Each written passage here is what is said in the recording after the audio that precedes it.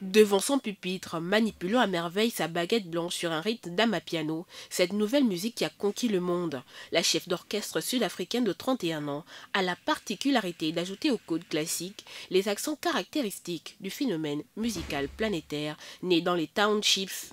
Originaire de cette même région, la jeune prodige noire, accompagnée d'un orchestre philharmonique et des stars locales de l'amapiano, enflamme les plus grandes salles du pays. Je veux que les gens transcendent, je veux qu'ils se transcendent et je fais de la musique pour les académiciens de la musique classique, mais aussi pour ceux qui ne sont jamais allés voir un opéra. Ils ne connaissent pas l'opéra, ils ne savent pas qui est Tchaïkovski, ils ne savent pas qui est Beethoven.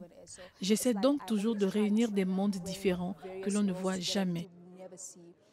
Venant d'une famille protestante, elle développe son goût de la musique à partir de 12 ans, dans une église du coin.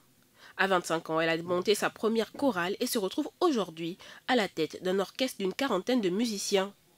Un défi audacieux pour cette jeune femme noire qui se crée une place dans un milieu qu'elle décrit comme dominé par les hommes blancs.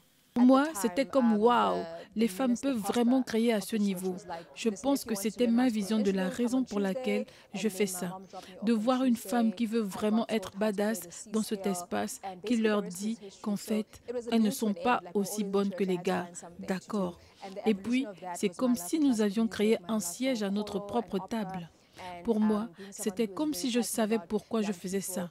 Et je vais continuer parce qu'il y a toutes ces femmes, vous savez, des femmes de couleur qui se tournent vers moi pour me le dire.